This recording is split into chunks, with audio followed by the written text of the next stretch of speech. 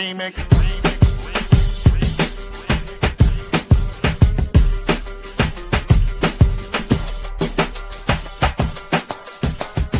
Remix. Remix. Remix.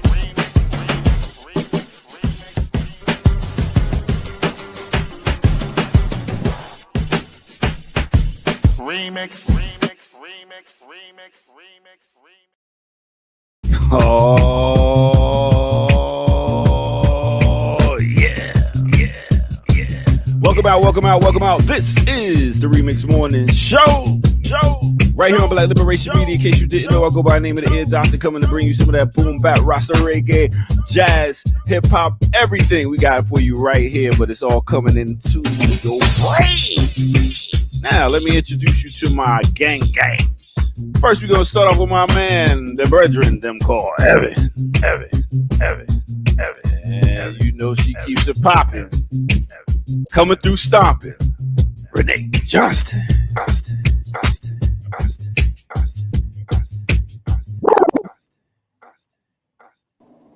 That was a good one this morning. It was pretty nice. That was a good one. Coming through stomping. Renee Johnston. It's all freestyle. You're so creative with yours, Renee. You don't like brethren? Okay, I'm working on yours, Evan. You gotta switch mine up. You know what I'm saying? You're right. Let me see what else rhymes with Evan. 7. That's right. Do it live. I'm stuck after 7. I mean, 11, bread 11. What's good, everyone? We back again. Big up to our remixers tuning in, clocking in. Big up to Peter Griffin. Big up to my brother Jamil. Salam. And everybody tuning in. John Kipper, Leah Boggs. Everybody here, man. This is in the chat. Yeah, they survived the weekend. Yeah. That's right. Shitty matcha. So what's good, y'all? Man, is that great of a weekend? Nah, how was your weekend? Your doctor, tell us. Whoa, I asked the question first. Now, don't try to deflect. Loud sip. Yeah. Anyway, see, are y'all woke? And I ain't talking about like knowledge itself. Are y'all up? Barely. Okay. Barely for me. Barely.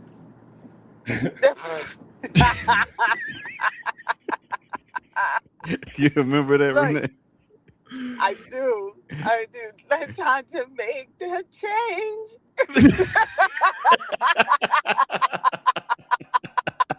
Yeah, that was a wild.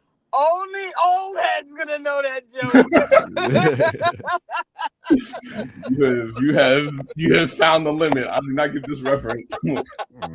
It's from the Brady Bunch. The Brady Bunch. Wow. Okay. Oh, see, I was thinking something else. I was thinking about when that girl got arrested, and she was like, "Bye, early." Oh, no. Well, that was whole something else. Now, what are you talking about, Renee? Because the Brady Bunch, what's the middle kid? Oh, was, my goodness. Peter. Peter was going through his voice change. Oh, word. Oh, yeah, you took it back. Damn. That's funny, man. Yeah. Renee, remember when it was the bottom stations and then the top stations, so you had to turn the. Yeah, what was that? UF something. Damn. I think so. That sounds right. Anyway, let's get to it. All right, Evan, what you do this weekend? Stop playing. I had a good weekend. That was a reference to you coming to me after I came off my interview, waiting for this constructive feedback on air. UHF. Oh, yes, that's exactly, right. Exactly. That's right. I knew you were gonna get it. Oh, no problem. Because it's about it's about constructive criticism and us all as a community holding you accountable. So whenever anybody hears you and like, now remember, Evan, yeah, that's how you hold people accountable. That's community. But people don't get that. They're so individualistic nowadays. You're right. And I'd like to apologize to the remarkable chat for leaving myself open to such criticism from the ear doctor. I'll do better next time. No problem. No problem. No, but for real, my weekend was good. It was busy. Had African Liberation Day. I wasn't able to attend, but Comrades did African Liberation Day in Baltimore on Friday. Comrades in the Northeast region put on a webinar. The War is Still Here on Saturday. We had our People's Pan-African Wellness Front on Sunday for PACA. And then BAP DC did a film screening for Haitian Flag Day of the Forgotten Occupation, which was a really well done documentary. Forgotten Occupation. What is the Forgotten Occupation? The Forgotten Occupation, the Forgotten U.S. occupation of Haiti, 1915 to 1930, 30-ish, something. Chat will help me out. But it was I think the subtitle is Jim Crow Goes to Haiti. Mm-hmm. It is, exactly as you would expect, a genocidal settler colonial, imperialist nation taking over the first free Black republic. Did everything you would expect them to do. You know what I mean? And I think that I was really moved by the film just because I think it captured very well the like genocidal logic and behavior of the U.S. state in Haiti. Mm-hmm. And not something that you learn about, right? Like, you go through all school, you don't learn about that. At least, I did not learn about those incidents, going up through my K through 12 education. And at Stadwell or whatever it was you went to. What was the name of that school again? I'm just gonna let you. No, you'll find it eventually, right? You're gonna get there eventually, right? No, I've heard of this school before. I have a friend that went there. But the other interesting thing was that the filmmaker was dealing with his own familial contradiction relative to Haiti. So he had he was raised by his grandfather who was like a Haitian elite, and had a lot of political and like social perspectives that were very much in line with that. And he had passed, right? So it's like him trying to like work this out, this person that he loved that took care of him, right? That raised him, also has these very reactionary tendencies. And maybe just full on agrees with authoritarianism, or full on agrees with fascism, right? Or full on, agrees with US exceptionalism. So it was like interesting to hear him like struggle through that as he goes through the film. And I appreciate it because I think it just gave an insight to like the contradictions that we're dealing with in our families. You know what I'm saying? Like everyone in the chat with revolutionary politics, I'm sure has family members, very much maybe immediate family members who they struggle with on a regular basis around this kind of stuff. So oh my goodness. Yeah. Renee is naked. She has no avatar. Oh my God. Go change, Renee. Put some clothes on. Go put some clothes on. Oh my God. Already. Oh and my goodness. I've heard multiple people say this. Chitty Matcha. Get it? Yeah, Chitty Matcha. Yeah. Apologies if we were both mispronouncing it, but I got it right. I don't know about you, but Citibank stole Haiti's gold and give it back. Facts, right? So, right, these banks, these institutions, right, that we know very well, right, that also have done shady things to us, right? Not surprisingly, we're involved in this occupation and straight up stole. I'm sorry, go ahead. No, I'm just saying, and that's pretty wild how much we trust these banks now to just hold our money. Like, here, hold this, all the money I've made in my life. Just here, hold on to it. Straight up. And, I believe that you'll give it back. Take that some shit. I guess we'll see, man. I'm it's the same way. I'm surprised you believe that after what they did to you.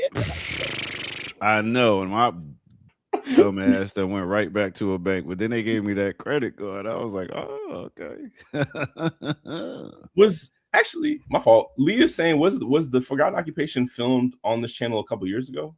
I didn't know about. It was, yeah. It was? Jared screened it, and I can't remember the gentleman's name who's in the documentary. It's his family history that it's based on. And it's his documentary. He did an interview after the screening, so it was pretty early in the release. So I want to say it's been over a year since that happened. Yeah. But it's such a. I still think the thing that sticks with me the most is being held at gunpoint to sign off on documents that you don't want to sign as a government. But yeah. No, it's crazy. It's crazy. I mean, it's it is out and out robbery. It is out and out theft, but it's dressed up in red, white, and blue. It's dressed up as a state, which and all I can think about, right? We have this event coming up on Friday, Laundering Black Rage, right? Okay, let's see that. All I could think about was this. Boom! Shout out to Two Black. Shout out to Rasul Mawat. Laundering Black Rage. Can't get it all. But this is all I was thinking about, right? And it's not a coincidence that Chase is on the front of that. Chase Bank is on the front of that one. But yeah, like the way in which just out and out theft is dressed up and is laundered into statecraft or diplomacy, right? But truly, it's just theft. It's just murder, theft and occupation, right? So, yeah, man. Yeah, it was very eye-opening for me. I appreciated being able to see the film. Appreciate everybody who came out to watch. But yeah. All right. Renee, how was your weekend? It was dope. We had Laura on Saturday, and it was such an excellent conversation. And who is Laura, for those who don't know? Laura Shiha, who is a psychoanalyst and she is a true fighter. And her book, From the Clinic to the Streets, was released during the week. And so she came on to talk about the book and to talk about how she derived at the writing and all of those things. And then on Sunday, I went outside because BAP, New York, New Jersey, did a ALD teaching, which was very well put together, and the food was good and the conversation was good, and it was nice to be like out with folks because I don't often get to go out with folks. So that was okay. You know who often doesn't get to go out? Burn it down, Kim Brown. Hey. I'm going back to fuck the bed. Yo. You always want to start off on some bullshit, son. All I did was log on. What did I do? I just said who don't go nowhere. He's like harassing you. Hey, where you at? Where you at? Exactly. You get here and he's giving you a hard time. Because get it in while you can, cuzzo. Get it in while you can. I just don't feel. I don't feel complete without you, Kim. That's what it is. My yeah, bad. well. I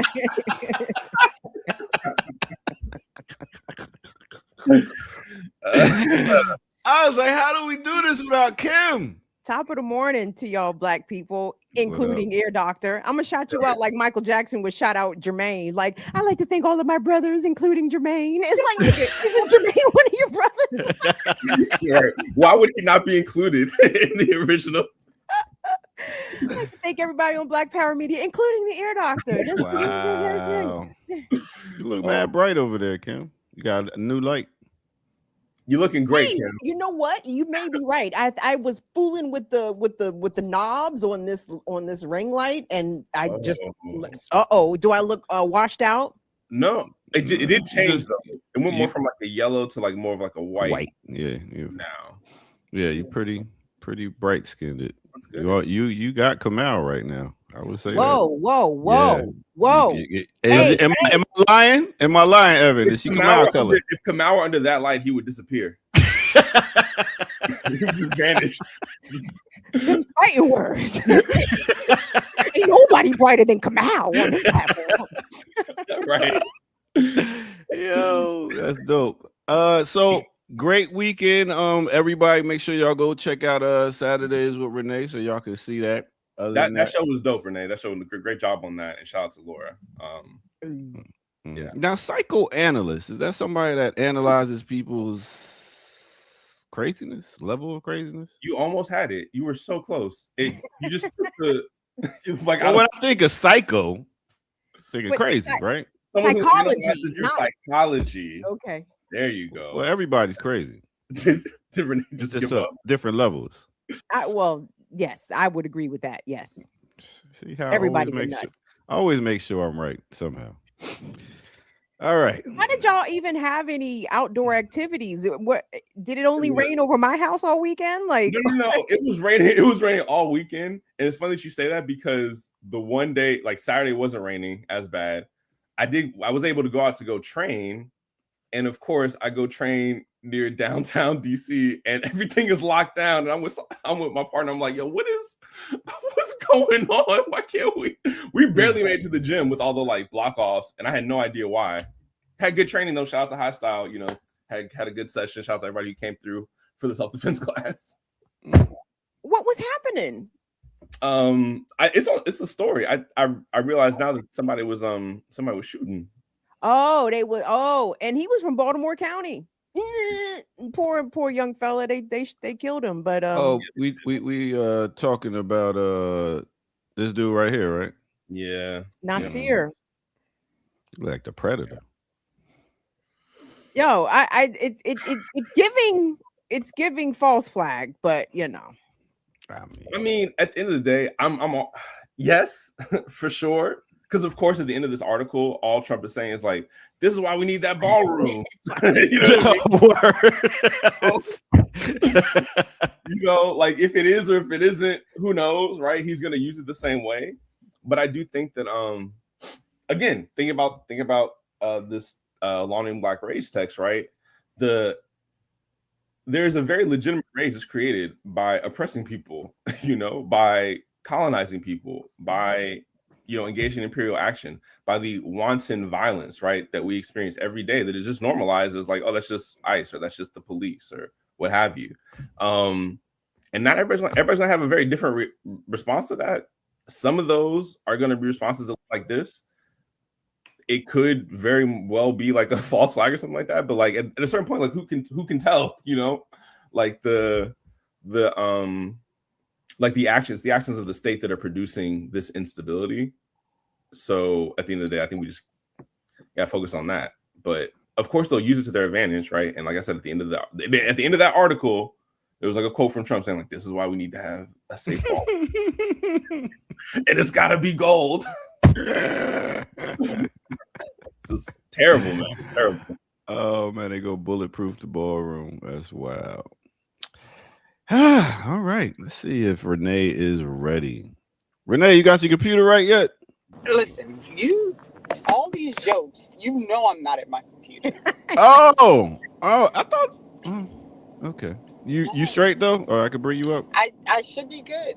Okay. I mean, you already brought me up, Right. So if it wasn't okay. Wow, what is this gang up on Ear Doctor Day? I swear. No, because you play games. You play games out here. You play work and then you feign what? That all me? I didn't do nothing. I'm just over here on the ones and twos. All I know is music. All I know, I'm just over here DJing, pressing buttons. That's it. That's all I do. You know what I'm saying? And start shit at the same time. I'm a student to the movement. That's all it is. You know, I'm here learning. So anyway, y'all want to know about my weekend? Sure. I would love to know about your weekend, Air Doctor. How was your weekend? A lot of DJing. Talk about it. I DJ'd some events. Did a graduation. What was it? Graduation event, teachers appreciation event. Hey. One joint I was DJing for like 5 hours. That was the cookout Saturday, and then Sunday chilled. No, Sunday I went to the Atlanta Jazz Festival. If y'all go to the IG and check out Black Liberation Media's IG, you'll see I was out there watching the Roots. They had Esperanza Spalding. Ooh, nice lineup. Yeah, they had Donnie. I don't know if any of y'all know him. Yeah, I do remember Donnie. Back in the day. And I've had your head down, not your feet up. Yeah, that guy. That one. And it was pretty dope, but like we said, it rained all weekend, which we need. And I am so thankful because it's been like a drought. So it's raining, but it was so much mud. And I was so busy trying to look cute going out there. I put on my white sneakers. Trying to look cute. In the rain, my brother? Yeah, right. There was mud all over the place. Which, you know, a little bit of But you saw it raining when you got dressed to go out, right? Yeah. And I pulled out another pair of sneakers, but I was like, nah, these ain't gonna hit like these other ones. Made. Yeah, I know. It's just what it is. I mean, look, let me wear high heels every day. Them shit's hurt. And small ass shoes, but they do it because they gotta look fly. So reject that, women. By the way, also patriarchy. Also that. Yes. Oh my goodness, get off this high horse, y'all. Yeah, this is bullshit. Y'all know women do that. Stop playing. They talk about it all the time. Get in Spanx, put on bras that keep their stuff tight all day, but they do it because they want to look a certain way. Stop. And for the male gaze. They do it for themselves. A lot of them, you ask them, they be like, "Oh, I just do this for me." Yeah, they're lying. Well, but now you saying they do it though. But before, when I was saying it, I was no, they do it. But again, because so as a woman, I can tell you that you receive different treatment based off the way that you are dressed. So my style of comfortable dressing, it may not be all that appealing to the male gaze, and men will treat you accordingly based upon that. So if you want to be treated good, then you better put them titties out and put them Spanx on. Well, which is a shame. You know, women basically tells women you can't show up as yourself if you chose to be more comfortable or quote unquote dressed down, you know, you may not be received as well. And then I know I can already hear, well, I like a woman look natural. I like, yeah, okay. I love it. Especially anyway. And as soon as the girl with her titties out and the big ass walk by, that's you. And we just fine. I don't care. I mean, you check my track record. Most of my women have been natural. Oh, well, I believe you. Oh, okay. I believe you. Ooh, there's a story I wanted to talk about. Speaking of the way that women present and appear in public, in my opinion, oftentimes for the male gaze, but a new report from Consumer Reports indicates that more synthetic hair and even some human hair that are used for extensions, for braids, for weaves, contains more lead and carcinogens than previously thought. And I really hope that Black women in particular rethink the way we use these products. Now, I don't give a fuck what these niggas be talking about. I like a woman natural. I don't like all that weave and shit. No. I don't care about the aesthetic. The aesthetic, I don't have no problem with the aesthetic. It's the actual carcinogens sitting on your scalp. Like, I would like for women to have, Black women in particular, to have those deconstruction conversations around that shit. And Kim, I'll take it another step. Like the fact that you're putting on, for some that's wearing this Indian hair in different places, you're putting on energy of a whole nother person and putting it in your hair and mixing it together. That's wild. You gotta think about that. Some of the hair comes from dead people. I mean, that's not even controversial. That's not even a theory. Like, yes, they cut the hair off corpses. Yeah, remember they call this hair antennas, so it's carrying a certain, energy when you put it in your hair. But what do I know?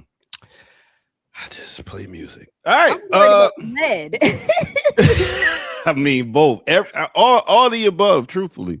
I mean, shit. But we do have scientific evidence for the lead, though. So we do have scientific evidence for the lead. So you don't believe in energy transferring? I didn't think about what I believe. I said we have scientific evidence, material evidence for the lead.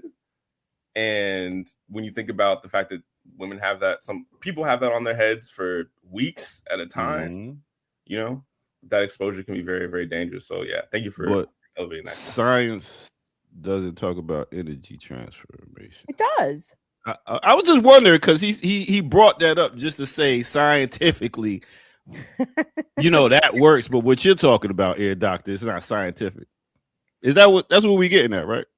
So I think what Evan is talking about stuff that can be proved empirically, while the level of science that you're discussing may not have empirical data to back it up, but it doesn't mean it's not so.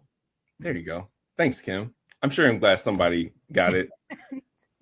I get it. I understand. Don't let the. All right, I'll get into. I'll allow it since Mr. is on screen. I'll allow it. Mr. Oh, leave that man alone. What do you mean, Mr. Evan? You know, As soon as I got off screen, I turned on. Oh, let me see what they're chatting about. And I hear him going in. I'm like, wow. It was like the first thing that he said as soon as I got off screen. I was like, wow, okay. Yeah. I do appreciate you at least talk about us to our face, here, Doctor. I do. I know. Listen, I don't talk behind y'all back. I let y'all know. And big up to Leah Boggs, who says, I hope when the community confronts you, you feel the same way. And please do. Community, step to me. Tell me corrective criticism. All you're going to say is read more. I mean, what the fuck else? Anyway, you do read, Ear Doctor, don't you? I read signs that tell me what I should do. And I read the back of food to find out, make sure what's in it. So, yeah, I do a lot of reading. So, functional necessity reading is what you're like. Some reading a lot of people that read books don't do. They don't read what they put in their body. So, yeah. And at this age, I definitely have to make sure I know what I put in my body. So, there you go. All right. We're going to get to some news here. We're going to take our first break. Renee, you there? I'm here. I was actually really thinking about this hair thing and how your scalp is really an entry point to your entire body and how dangerous that is. I really was just thinking about that and thinking how crazy it is, but we shouldn't be surprised. And Evan, brothers. can you find that article? Can you find it, Evan? So when Ear Doctor goes to the break. I'm sorry. No. And brothers, all this Beijing y'all putting on your scalp, a whole nother thing is just creeping into them pores. What's the Beijing? You know that black? That's the whole thing. It's that black makeup that they be putting on their head to make it look like they got extra hair. Oh wow! I thought it was like a spray. It'd be like a spray. But what I'm saying is that stuff seeps into the pores of y'all scalps also, fellas. So when it comes to that, you never know what that shit is that's getting inside your scalp. And are they fooling anybody? Are women fooled, or people who I don't know? Are people fooled by the spray on hair? When it rain, they ain't.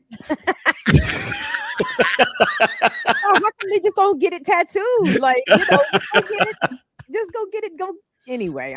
That's what you would think, right? Tattoo a hairline, you'd be all right. Wasn't it Rudy Giuliani who got caught out here in the rain? Yes. Yeah. He was exposed. Wait, it wasn't rain. Wasn't he sweating? He was sweating. Yeah, he was sweating. Yeah, he was melting is what he was. Exactly. I'm melting. What was that, bro? I forget. Did Giuliani die? Is he still alive? Damn, I think he is. He was in the hospital, but I don't know. I set my thoughts up for him being in the hospital, and then I haven't checked back, so I don't know. Thoughts and prayers for his end. Oh. Are they really? All right. Oh yeah. For the end. All right, cool. So let's go ahead and take our first break, and then we go come back right here with no other than the Remix Morning Show. Let's go.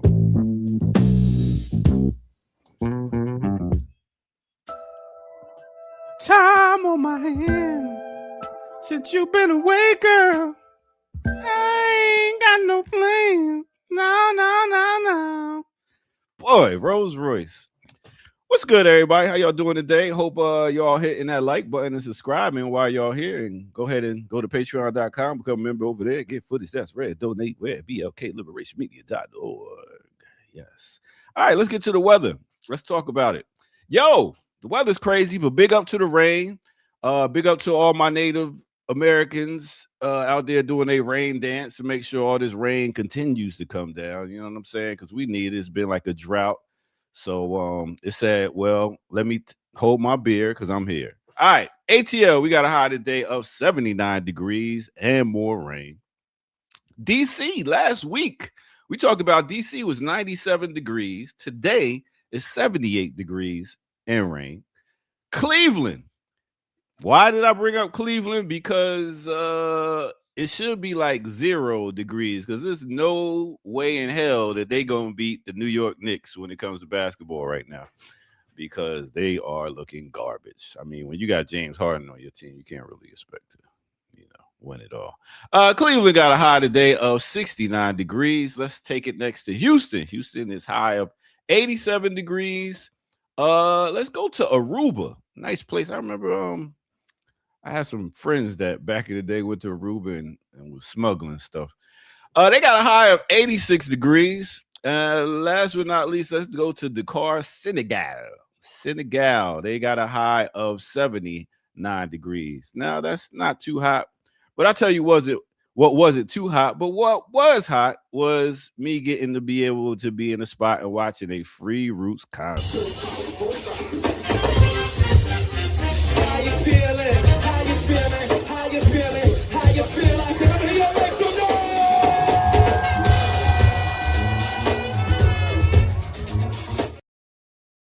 Yo, when I'm talking about when this show was at least an hour or something, and they went through all types of music, not just their music. They did all types of old school music.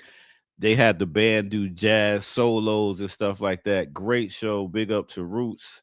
Big up to the city put on this weekend. All right, with that said, let's get back to it right here on no other than the Remix Morning Show. Let's go. Damn, let me get back to where I was supposed to be at. And that would be this right here.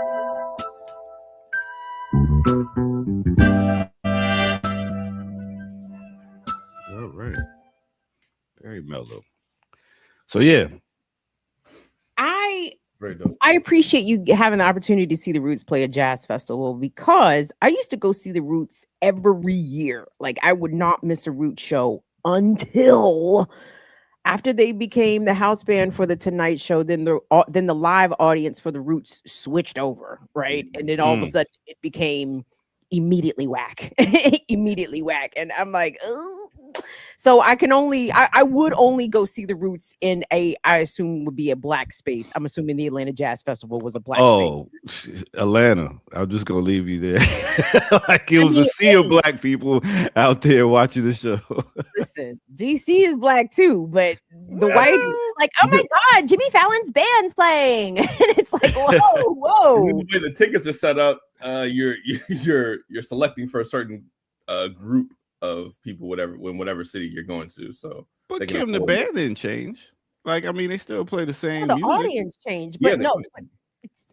So you saying they playing for the audience now? No. I'm saying that in my opinion, the experience was diminished because you have all these significantly younger whites who have no concept about the Roots as a group. Like they just know them from Jimmy Fallon, and they don't know any of the songs. It's weird. You know what I'm saying? So it's like, I don't like to go see artists and the audience is a bunch of non-fans. I'm like, why are y'all here? Like, what are you doing here?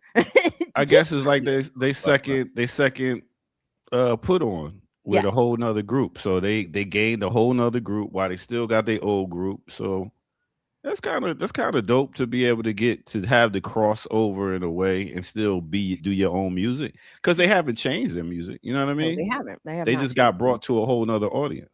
That's true, and I don't blame the Roots for that. I'm just saying I did not have as much fun once I realized, like, okay, this is now my second Roots show, and I'm around all these, 20, 30 something white kids who are not like the hip hop fans of my generation, of which definitely exist. But these kids didn't, they didn't know the next movement and what to do, and stay cool, y'all know the rules. Yeah, they did that shit. But I feel you. One of the best concerts I've ever seen was the Roots. Like straight up, they had a brass band come. They came to my to spring weekend when I was in college, and like we had the Roots, we had Lupe Fiasco come one year. Lupe, his last album Samurai was there's some new heaters out there, y'all. People our age. AZ new album Do or Die 3.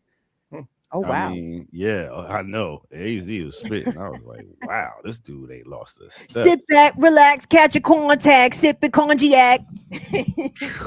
Yo, this go listen to this new song Uniqueness he dropped. Oh my God, it's crazy. All right, let me get out of here so y'all can do some news. But I will say, I feel you, Kim, because I do think that like I don't know if it's so much as them like keeping an audience and getting a new audience, or if it's like the inevitable kind of push of capitalism of like being in this society where like success is mainstream white success. So like you're not, no matter how many albums they put out, no matter how, you know, iconic the Roots are and have been, you know, for our communities, they're not, you know, mainstream, quote unquote, until they play for the Tonight Show, which is incredibly frustrating. And I think there's also like the element of like maybe their music. I admittedly I have not kept up on their newer music as I did, like, you know what I'm saying, I'm still on Fair Analogy, Tipping Point, Things Fall Apart, right? Like that, their older stuff, that was the stuff that was very meaningful to me. But I'm also, you know, seeing the way that like Questlove is involved in all these documentaries that Jared is analyzing is also concerning. So it's just interesting to see, like, you know, I don't know, chicken or the egg, right? Or I don't know, like, if maybe, you know, this is just an expression of his politics that have always been there, or if his politics have changed over time. But it is interesting to see how members of the Roots post the Jimmy Fallon, you know, Tonight Show move have like gone into other projects that have very much been problematic and or very much in conflict or contrast with like their earlier work. So that has been, that's been, you know, I don't know, disappointing is probably not the right word, but like, yeah. Don't forget the triad. Cannot be rich, popular, and radical.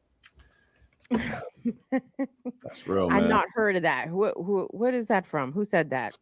Jared Ball. I know.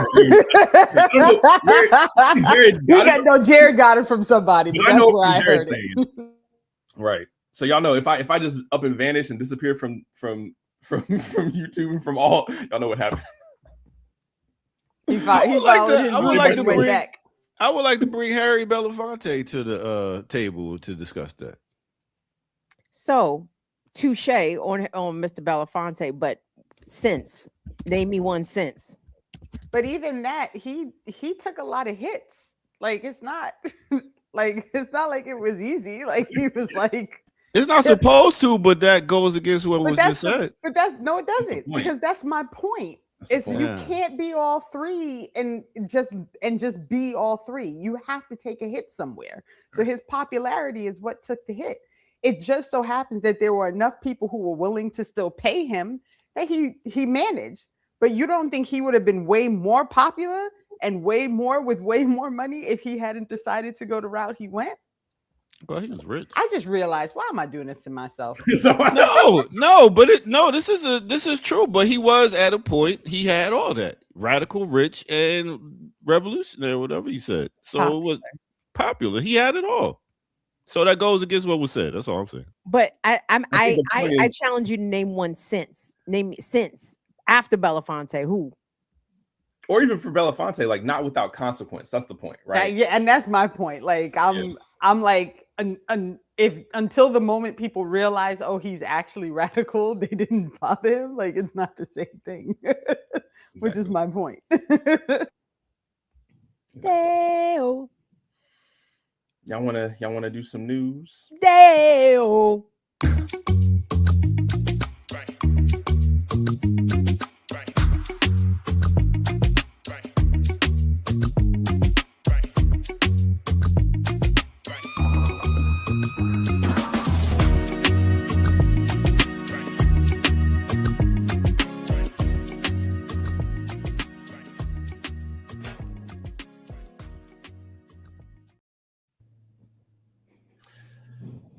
Do you want to bring us back into the space?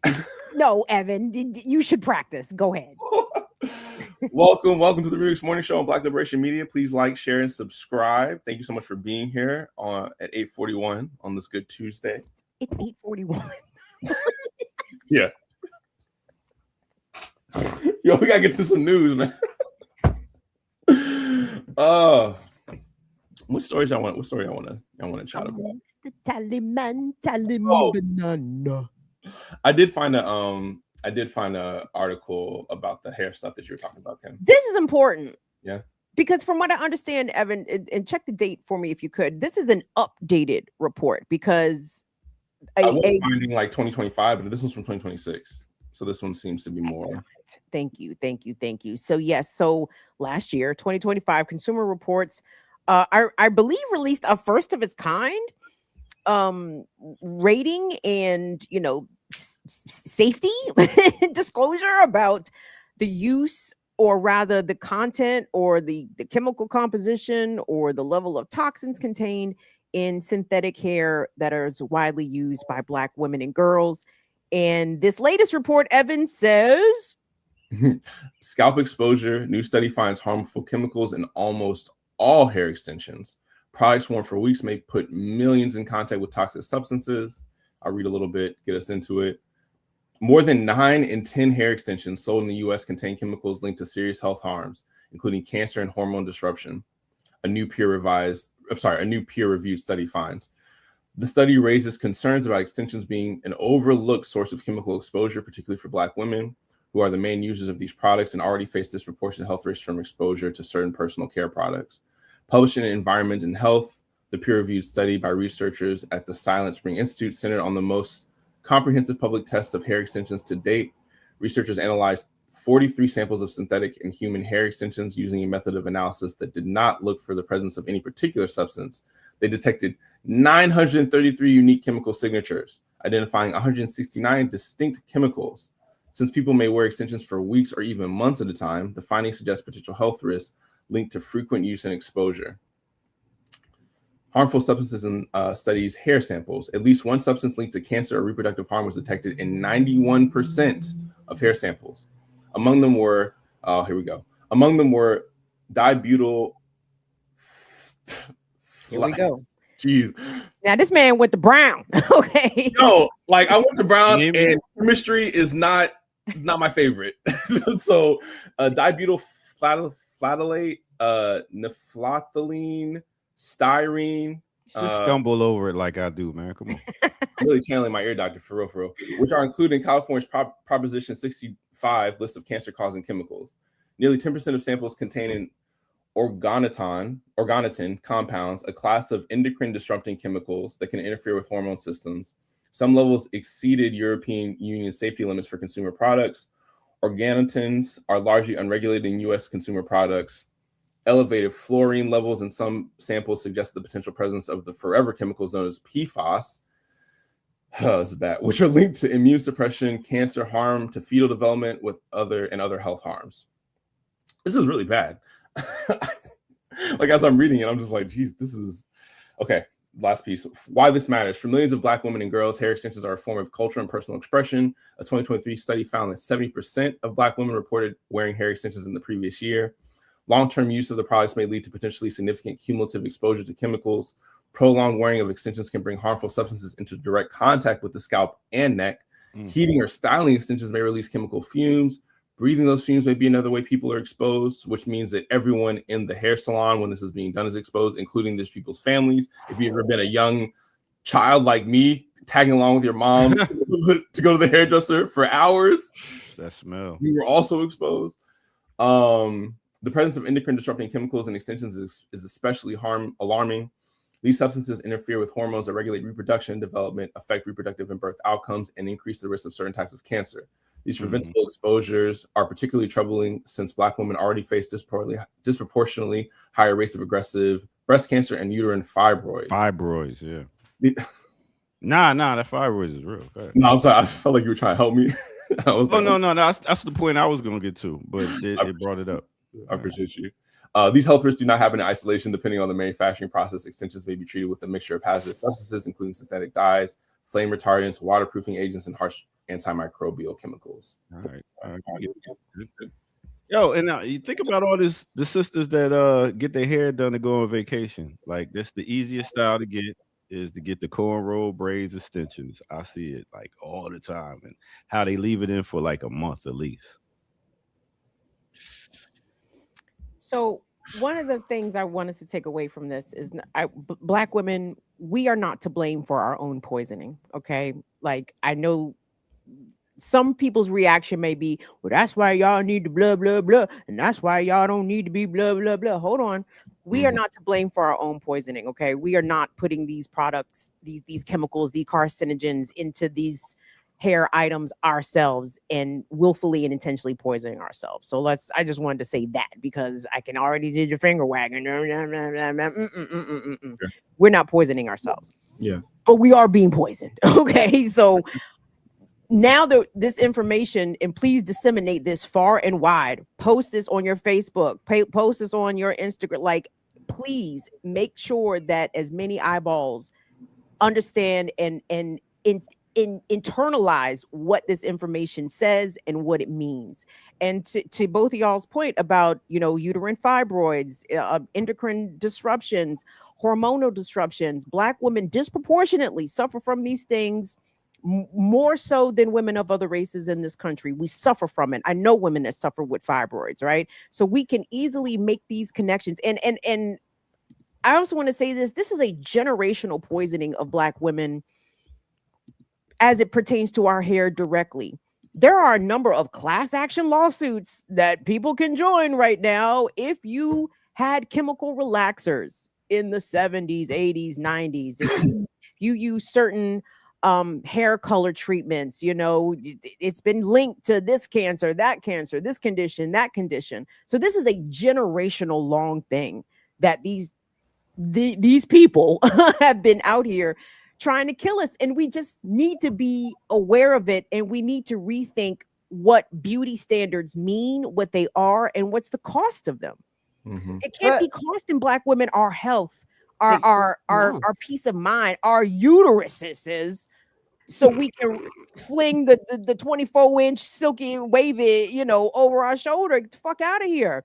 And think about the babies, the little kids, as we approach summertime. Kids, gang, y'all know how many little girls are about to be taken to the salon and get their knotless braids put in for the summer because of summertime. I mean, we know better. Now we know better, or we have to spread the word and make sure that as many of us know better as possible, and then we have to do better. Yeah. But also, you know, for folks who are like, well, you could just, like, I don't know if people understand how difficult it is to be natural in a workspace, in a school environment, in a professional environment. Like, it has been over time that the pushback has decreased. But I remember when I started my locks, the principal had a face, and I was like, I dare you. Like, please, I dare you.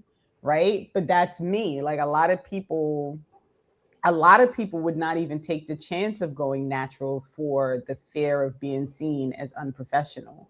So there's also a whole quote unquote civility side to this that forces Black women to feel like this is the path they have to take in order to be acceptable and seen as professional and all these things, because afros aren't professional and locks aren't professional. And so you feel forced to, you know, to not be in your natural state consistently. And this is reminding me that Claudia de la Cruz we talked about doing a thing on hair. And hair was something we also talked about with Laura on Saturday. We need to do a hair thing, I think. I'll let you know, Kim, when we decide to do it. Because the hair situation and learning that it is okay to live in your natural state, it is a struggle for a lot. I mean, I know women now who are like, oh, girl, you brave. And I'm like, because I don't put chemicals in my hair? Okay. Like, okay. I'm going to ask a dumb question, and I already know it's dumb, and I'm going to ask it anyway. Are people still relaxing their hair? Oh, they sure are. Yeah. Yeah, for sure. Absolutely.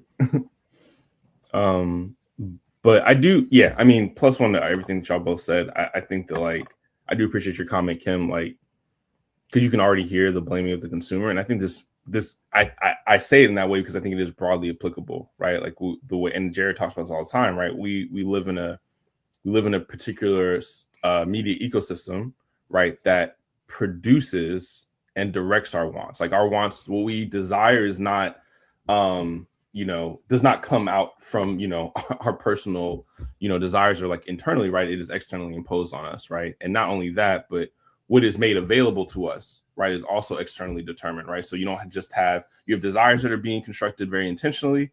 Then you also have a set of products, right, that are being made available very intentionally, right, in an economy that relies upon a in the consumer economy that relies upon people buying things, right?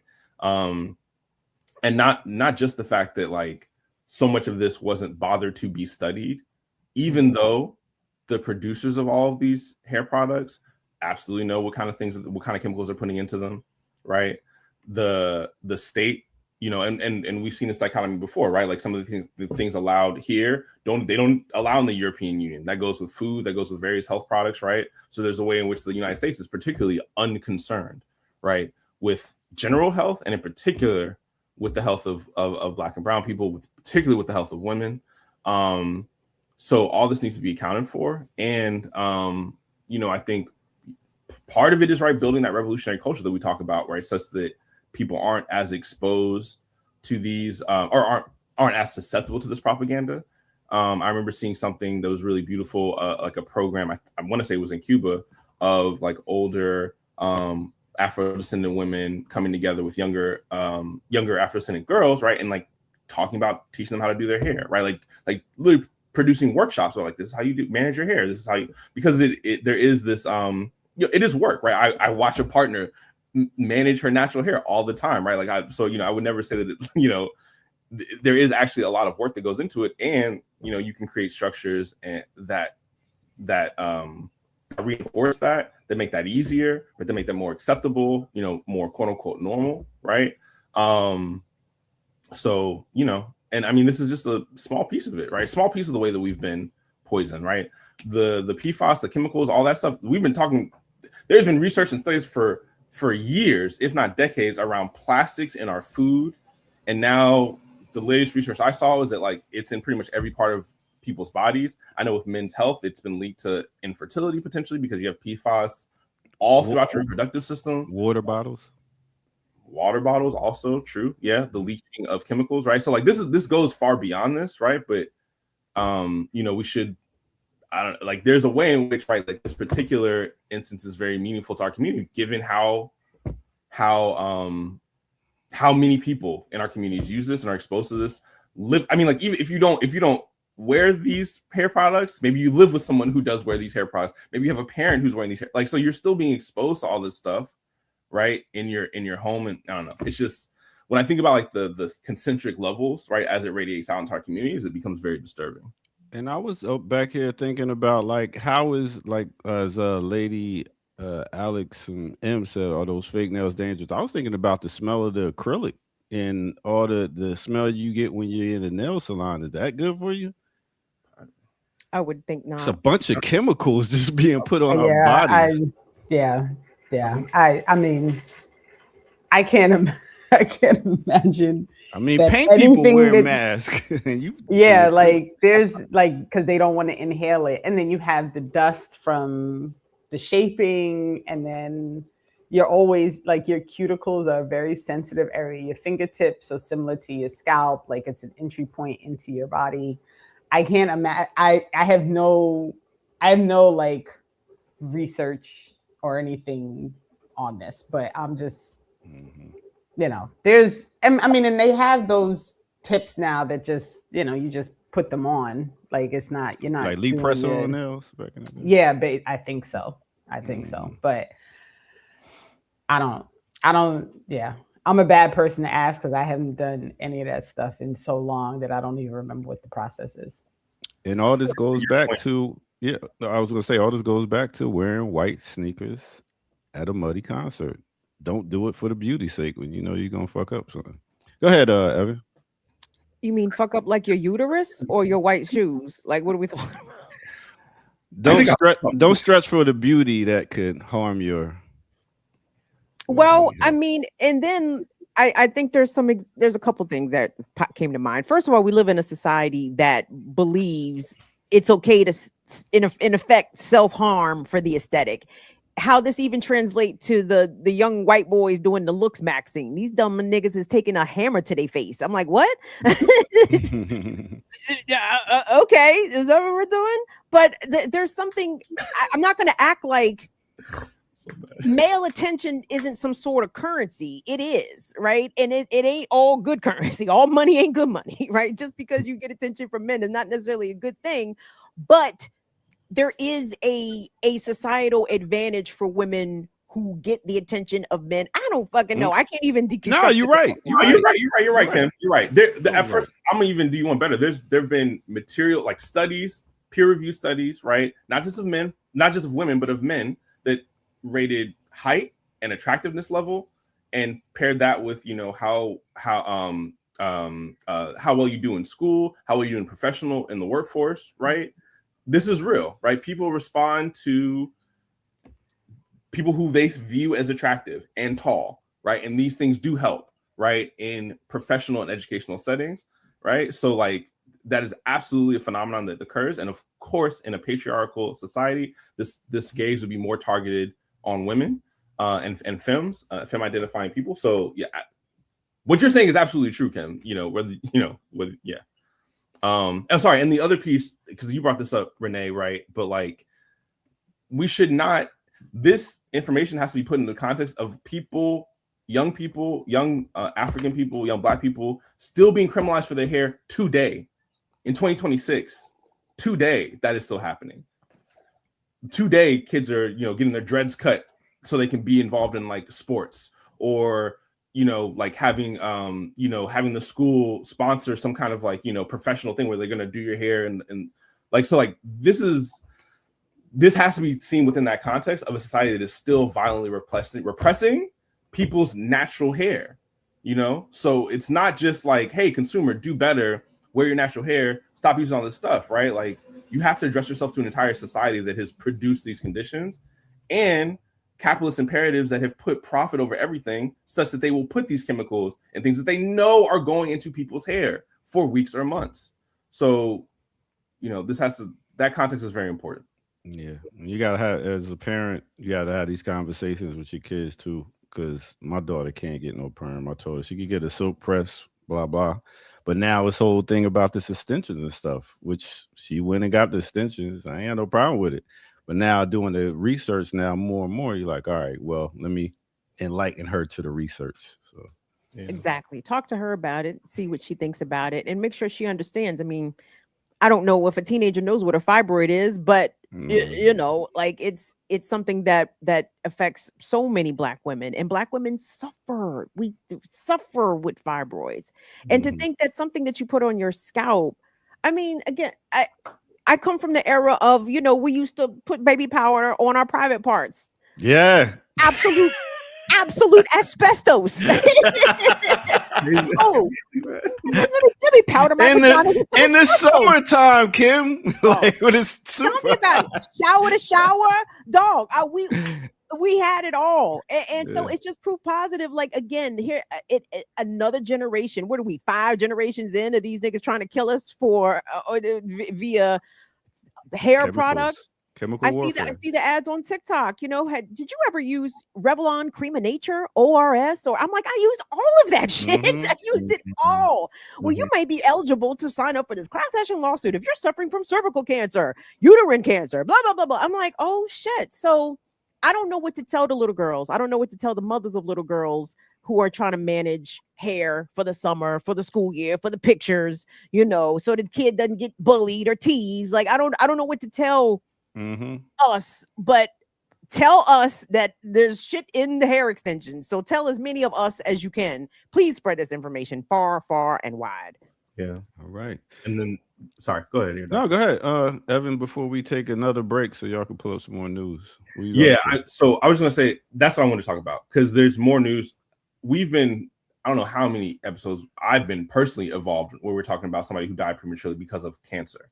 An African who died prematurely because of cancer, right? So like that is not disconnected from what we're talking about here. And then the next story, conservative group sues find a Black doctor directly over discrimination. We're gonna talk about that next after the break. This too is also relevant and connected, so we'll come back.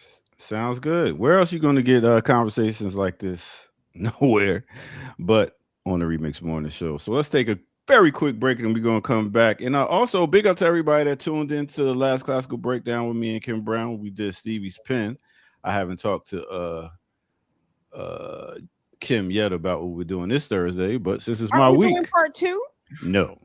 Why? Oh, because nobody showed love. No one sent us a dime.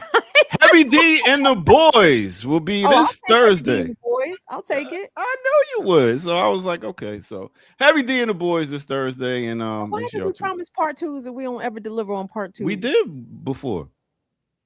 Okay. You got to build the anticipation, Kim. My man, you getting me? You understand production? Thank you. All right, here we go. I'm always uncomfortable agreeing with the Air Doctor. Evan, you need to more just to annoy him. We'll be right back here. We'll be right back. What's the name of the show again? The Remix Morning Show.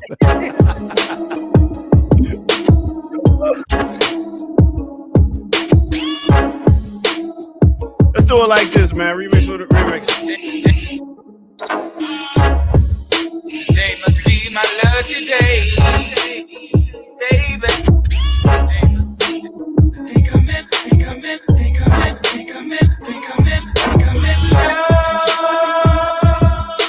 again.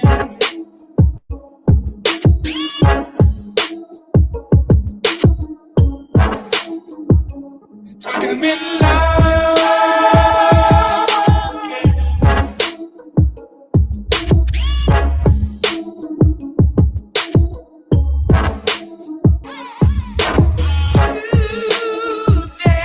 Today must be my lucky day, baby.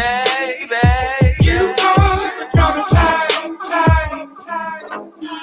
Do something out of the ordinary, like catch a matinee, baby. You are the prototype. I'm in love again. All right. Let me take you to a time and place. Let me take you back to the year 2003. We talk about with Outkast off the album Speaker Box and The Love Below. Name of that song is Prototype. Hit that like button, subscribe if you're new to the channel, go to patreon.com, become a member over there, get footage that's rare, donate where at blkliberationmedia.org. Go get you some merch, get fly. We got some more prints coming for the t-shirt, so stay tuned, y'all. All right, with that said, let's get back to it right here on the Remix Morning Show. We can't be medical. We met today for a reason. On the right track now. Sorry. Yeah, great album. Aged very well, by the way. Speaker Box and Love Below has aged phenomenally. It's really good. Why does Big Boy not get the props? Is it because he's so southern slangish that we don't get everything he says, or is it just no, niggas lack taste. They don't have the taste. Niggas lack taste. That's it. If niggas don't appreciate Big Boy as much as they appreciate Dre 3000, you lack taste. I hate to tell you. Something wrong. But ain't that like some people like Q-Tip over Fife? Some people like Fife over Q-Tip. It just sometimes it's like that. You know what I'm saying? You like Eric Sherman over you would like Parrish. To me, it goes deeper than like, because people be just flat out saying that like Andre carried the group. Like, are you crazy? Oh yeah, man. If it wasn't for Andre, no, incorrect. And plus, they don't listen to Big Boy. Like Big Boy, his flow is very fast. He has a very fast delivery. It can be, and he drops a lot of little clever things in there. Now Dre, I think he's just a little bit more articulate because he's easier to understand. I think some of what Big Boy raps just goes over people's heads. Makes sense. All right, I'll catch y'all next break. We love Outkast around here, man. Love Outkast. Anyway, peace, remixers. We appreciate y'all making the time to hang out with us. Hopefully, maybe the sky is falling where you are. I don't know. There's shit happening all over the place. I texted Renee to verify that she wasn't flooded up there in northern New Jersey. I wasn't floating down the river. Wasn't floating down the motherfucking river. I saw New York. NYC, we good? Zenzi, you good? What's going on, New York? I saw y'all got it bad out there. And then they got it bad down in Georgia, too, with rain. And then, of course, the chemical tank out in Orange County. Shout out to my nephew, Don. Don, evacuate, my nigga. Evacuate. They said that shit might blow up. It might leak. It might do all kinds of things. So as America quickly approaches its 250th birthday, as we see the fucking country falling apart all around us. Oh, it's very poetic. Oof. I had not seen that chemical tank one. I know it's at the end, but I was like, we can get to that. I mean, probably poison the environment, poison the hair you're putting on your head, poison the food you're putting in your body. They got it. Burn it to the ground. Burn it to the poisoning. I'm sorry, we're gonna uphold and defend this democracy for fucking what? For what? What are we defending exactly? While everybody is catching cancer, you know what I'm saying? And while we RIP Heavy D, RIP also to Rob Bass, who just transitioned. That At was sad 59. news for me. Yeah. At 59. Gen X, I'm not convinced none of us are making it to the nursing home. Okay. Gen X may not even we may not even be of age to go. We may not even make it to be nursing home years old. You're like, pension? What pension? You're not gonna need that. I think it's also developed cancer, maybe, as opposed to catch. Damn, that's a good point, Evan. When we was talking about banks earlier and how they be robbing people, like, yo, all that pension money, all that 401k or whatever it's called, Even all your that Social shit. Security. It's just gonna be in their pocket because we're gonna be going in our 50s. That's right. I mean, this is not. I mean, I wasn't even making a joke for real. I was honestly thinking about something that Jared talks about, because what is it? He did some report. He was looking at some report where it was talking about, it was trying to use Black people's earlier premature deaths as an argument for our buying power. Renee, do you remember this? It's like nonsensical. What? To say it. No, I'm blinking on this. I'm gonna have to find it. But essentially, yeah, like some report that was talking about because Black people have less time to spend the money, we can spend it more. Now. That makes sense. We should spend more because we don't have. We don't have a future. That's a fascinating. That's a fascinating theory. It's something like that. I hope I'm not butchering it. Jared will correct me. No, that makes sense. Like, yo, you're not gonna live that long, so spend your money now and make sure. Yeah, that shit makes bad sense. Yeah. It leaves nothing for the children. Don't fuck them kids. It makes sense though. It's like, yo, I'm gonna die of cancer. There's so much stuff out here to get me with cancer, from drinking water bottles with cancer in it, to hair, to this, to stuff in the air, to this, that, and the third. Fuck it. Live now. You're not promised tomorrow. But don't worry, y'all, because if you want to find medical assistance, if you really, if you're struggling with what you're going through and you really want to find a doctor, I hope you're not trying to find a Black doctor, because conservative group sues, quote, find a Black doctor directory over discrimination. The anti-DEI group believes other non-white doctors should be included. Y'all ready for this one? No. I heard a tiny bit about this, so I'm interested to hear more, because this is out of California, right? This wasn't California. We're gonna see. I can't remember where it was. No, Colorado. Yeah, a white Colorado dermatologist and a conservative medical nonprofit have sued the creator of, quote, find a Black doctor, end quote, arguing that the directory unlawfully excludes non-Black physicians. The lawsuit, filed on May 19th in federal court in Manhattan, says the site's race-based listing policy violates federal civil rights law. The lawsuit was brought by Dr. Travis Morrill of Do No Harm, a group that opposes diversity, equity, and inclusion, DEI initiatives in the medical field, per Black Enterprise. According to the filing, the directory limits eligibility to, quote, Black physicians and dentists in active clinical practice, end quote, and denied Morrell's application because he is white. Quote, by excluding qualified doctors based solely on their skin color, find a Black doctor indefensibly robs some physicians of valuable advertising exposure and deprives patients of the opportunity to discover capable providers without regard to race, end quote, said a statement from the organization. Colorado physician Dr. Travis Morrill and Do No Harm suing over racist neo-segregation. Oh, this is a Twitter post.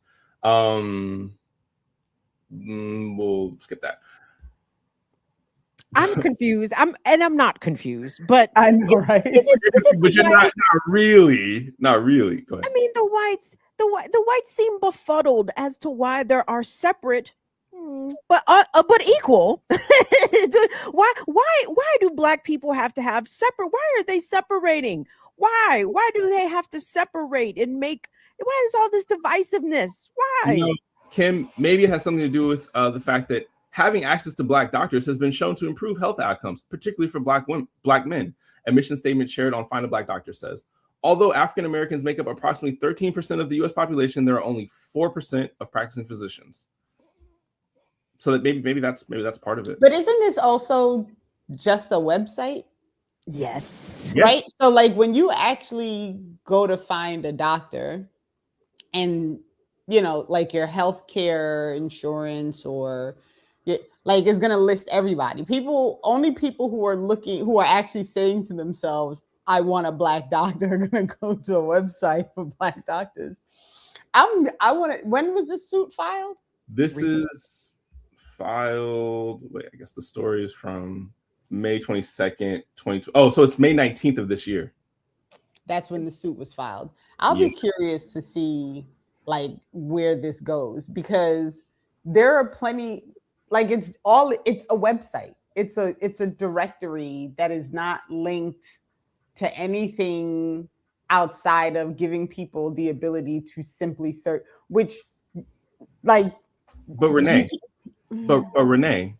they are depriving these white physicians of valuable advertising exposure and depriving patients of the opportunity to discover capable. Because they trying to get in on that Black buying power. To have that be the reason is just so. This I'm is again. saying, isn't this allegedly the marketplace of ideas? Like, aren't people under capitalism allowed to present to what they want to their audience and potential buyers and potential users and consumers? Like, in the free marketplace of ideas? Now you're Black, apparently. If y'all tired of white doctors, white nurses, white staffs, come to Atlanta. Oh, right, where they left that girl on dead with the baby in her. Where they rolled over the people and built Cop City or building Cop City. I don't know about that, man. I don't know about that. Next thing, your doctor's gonna come over and talk about Wakanda in Atlanta. I'm just saying, it's so you don't even see no white doctors around here, white lawyers, white nothing. So this whole website won't even work down here. It's like shit. Everywhere we go, we got Black something. Yeah. That's literally like just untrue. Where, here in Atlanta? Wait, hold on. But just because Black doctors doesn't necessarily mean great outcomes, right? I'm not saying. I'm just saying you rarely see white people in those positions where you talk about lawyers, doctors, blah, blah, blah. They all Black. Here. Come on, Air Doctor. When was the last time you go to the hospital? How would you know? How would you know? I take people to the hospital. And you go in there with them? You help them? I got a daughter. Of course I'll take people to the hospital. Anyway, that's disrespectful. And anyway, just like this girl Naomi Osakawa just had a tennis dinner with all Black tennis players. You're like, Osaka? Naomi Osaka? Say and they mad about that. What you called her? Ayahuasca? You called the girl, what'd you say? I'm gonna leave it alone. What did Naomi Osaka do? She had dinner with all Black people and what? Whites got mad? Pretty much. It's like, why are you doing this? It's like, yo, man, I ain't used to seeing Black people in this sport, so we had to have a dinner. What the fuck y'all mad about? Pull that up. I didn't hear about that later. But I do want to address your doctor's point, because apparently in Atlanta, approximately 19% of practicing physicians are Black. That's 19%, less than 20. 1 out of 5, roundabouts. Less than 1 out of 5. So just to be clear, it's higher. There's more. Yes. It's higher than 4%. It's higher than the 6% national average. But 19% does not mean that means it's a lot of white doctors, a lot of other non-Black doctors in Atlanta. I just want to make that clear. I'm just being petty right now. I'm so mad. Pull this up. I have a question, but going back to the original story, why won't white people leave us alone? Yeah, they can't. Because they can't. But no, seriously, like seriously, they can't. But is it on a genetic level? Like, is it in their DNA? They are physically incapable of leaving Black people alone. Like, is that what it has? Is it a mental thing? Is it a like us? Unfortunately, like us being colonized, like there are effects on the colonizer as well, right? you know, effects of thinking that you're more than human, effects of seeing groups of black and brown people or black people, right? And like, why am I not involved in this? Effects of, you know, the media, right? Literally having a trope, the like white person trope in movies where you need to have a white sympathetic person no matter what story you're talking about, whether it be Amistad, whether it be, you know, whether you're talking about enslavement or whether you're talking about colonization, right? You got to have a white person that other white people can identify with that's cool and that's nice, right? Like they need to insert themselves, right, in all of this stuff. And it is their indoctrination as colonizers to do this, right? So yes, I'm not surprised at all that this white doctor went on a site called Find a Black Doctor and was like, how come I'm not up here? Why not me?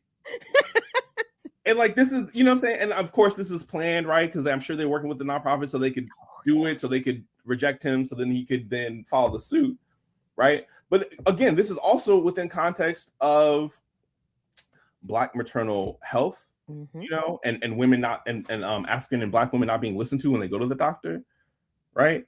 Dying, you know, trying to give childbirth, right? And this affects, you know, this goes across class, right? As the very well known story of Beyonce and Serena Williams.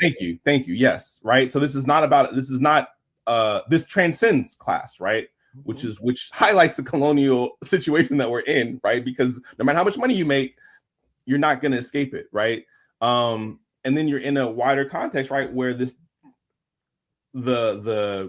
neoliberal counterinsurgency that it was, DI is still being rolled back because even that is too far, is too far, it's too much, right? We already knew that it was very much like the Black elites, the Black bourgeoisie, that were most able to take advantage of, right, these DEI, you know, initiatives and practices, right? But even that is too much, right? So all this has to be rolled back, right? And thank you. I'm sorry. And of course, this is a great point from Dunn and Nunn, right? Evan, this is also parallel to the other legal challenges which have been leveled to spearhead the Project 2025 agenda. Also true. Yeah. Related to the suits, them putting Asian people at the forefront of these suits to get rid of DEI in applications for universities, right? You know, under conditions of genocide, under conditions of internal colonialism, right? This is what's happening. You know, the bare minimum of people trying to find a Black doctor that will at least listen to them when they say they have pain, or at least listen to them when they say that they're allergic to something, or at least listen to them when they say, like, this is how I want to be treated, right, in a health situation. Of course, it's not foolproof, right? And we know that Black doctors are trained, unfortunately, in the same situations and systems that white doctors are trained in. So they also get these books that say that Black people have higher pain tolerances in medical text, right? You go to medical school and you get a text that says, literally, Black people have higher pain tolerance. I think that was maybe just changed, right? So you have entire generations of doctors that have been trained on this. Yeah. It's infuriating. I just want people to be clear, right? My point was not that there aren't a lot of Black doctors in Atlanta. My point is we are a small percentage of the population in general, right? And so we're going to be an even smaller percentage of these, because that's what happens when you have to go to school for 14 years to do something, right? And so I think wherever you are, as long as it's not a place where there's only one Black person, you can probably find a Black doctor, right? Like, it's about being willing to kind of make that effort to find a Black doctor. So I don't know that being super excited about having 19% of Black doctors, like, I mean, I guess, like, cool, it's a couple of percentage points higher than the population. But what does that mean in the grand scheme, given where we live, given the limitations of racism, given the limitations of the systemic system, given the limitations of medical practices, given the limitations of insurance? Like, I don't even understand, like, why, why is this like a selling point? Like, there's 19% of doctors in Atlanta. Okay, cool. What does that mean for the grand scheme of people when we live in a place where most Black people can't even get insurance and don't go to the doctor? Facts. It's empathy, being empathetic, what? understanding a patient. a little bit more than a white doctor would. So, ear doctor, there was a controversy I'm not going that on long mute. ago. Out of Emory University, actually, the hospital, the labor and delivery unit in particular, the nurses there had posted a funny TikTok, making fun of some of the complaints that some of the patients, some of the delivering mothers ask of, and it was obviously anti-black. Like it was riddled in anti-blackness, and some of these were black nurses making these hoo-hoo ha-ha jokes. And it was found that black women who who deliver at Emory, I think in particular, let me say allegedly, I don't want Emory fucking suing me over this shit, but worser outcomes. So just because you have a black doctor or a black nurse does not even guarantee that you will get better care. I think it does I'm not increase saying the chances, but and I don't disagree that I would hope that a black doctor or nurse would have more empathy for a black patient, but that's not a guarantee either. Not at all. I mean, shit, I don't fuck with hospitals at all. They ran my I had a holistic doctor and they wound up running her out of business. So. I mean, I'm glad you mentioned the point about insurance, Renee, right? Because again, what percentage, if there are 19% of doctors are black, what percentage of them are on my health insurance? If I have it. So that's another piece, right? But it's also important to remember that we are out here fighting over scraps. Representation is not the solution. Let's just be clear. If it were 20%, if it were 25%, representation is not the solution. Power is the solution. Decolonization is the solution, right? So these black doctors are going through the exact same educational system that these white doctors are going through that tell them that we enforce this anti-blackness, this racism, right? So we know, yes, it's possible, right? Which is why people try to find black doctors to try to increase their chances of having an understanding, empathetic physician, right? To deal with them in their most potentially traumatic, vulnerable moments of their lives when we go to the doctor, right? But let's be clear, having a black banker doesn't mean that I'm going to get a better loan, right? Having a black professor does not mean they're going to be teaching me about radical black academic history and all of this, right? Like, the representation is only a reflection, or rather is a pale imitation or a pale replacement for power. It is just a proxy for it, right? What we need is power. What we need is the ability to dictate what kind of health system that we are going to be subjected to. We need the power to decide what is the education system. Well, what are these doctors going to be learning, right, when they engage with us, right? Cuba had a revolution. Now they have power over their health system, such that they can produce a system that has better health outcomes with far less than what we have here, right? So I just I know we're talking about these percentages and getting, but like I always want to redirect us back to the goal, right? And my goal is liberation, and having a black doctor and a black dentist and a black banker under conditions of genocidal colonialism and internal colonialism is not a solution. I'm gonna have to agree with Zenzabel here. Very true, Evan. But in the meantime, I'm still gonna keep my black doctors who are actually excellent and focused specifically on black people's health. That's Absolutely. What I agree with, Zenzabel. I'm glad Zinzi found which those. I think everybody should. Yeah. I think everybody should be focused on finding a doctor who cares about their specific time here. Yeah. Oh, what is that? What time is it? 9:20 something? Yeah, 9:29. 9:29 on May 26th. Ear doctor publicly agreed with Zenzabel. Let the record reflect. Clip it. What they say, broke clock is. And there you go. Right, you were so close. You had a moment, and then you ruined it. So we're gonna talk about this DC shooter. Or where we going next? I guess it's one of them every week now. Until he gets his ballroom, feels like it. Until he gets his ballroom and he can be safe. Listen, the story about this young man, and again, we want to mourn his passing. I'm not even being I'm being dead ass. He's a 21-year-old young black kid from Dundalk, Maryland, from Baltimore County, documented to have a lot of mental health issues. But the scant details I heard is that he already had a stay away order in place from the White House. He had been they had dealt with him down at the White House a lot of times. So I'm real confused as to how this man who has allegedly been on the radar of Secret Service, FBI, this, that, and the third, how did he get so close again to the White House, armed to the fucking teeth with something that was letting off numerous shots? Oh, and it just so happened he started to shoot while the White House press corps were doing their live stand-ups. So you have all these different clips floating around of reporters giving their live report and all, get down, get down. So it's like, oh, this is a really cute and convenient, very, visual of how dangerous, I guess, it is down at the fucking White House nowadays. So anyway, you have the story? I do have the story. I don't even know who this is for but me, but I just thought this was hilarious. David Barnes, Trump going to be having freeze out here on the White House lot, slapping up staff. That's a deep anime cut. I appreciate that, David Barnes. Thank you. Right. I'm sorry. Well, there's that, and there's an MMA match scheduled to be on the White. Like, what the fuck? Oh my God. I didn't know about that, but I'm not surprised at all. Trump, I know Trump is wait. Say that again. They're having a UFC fight. Yeah. Dana White, Donald Trump, bringing it to you. SummerSlam 2026. I don't know what the fuck to call it, but that's wild. Yes, it is wild. Is this supposed to be for?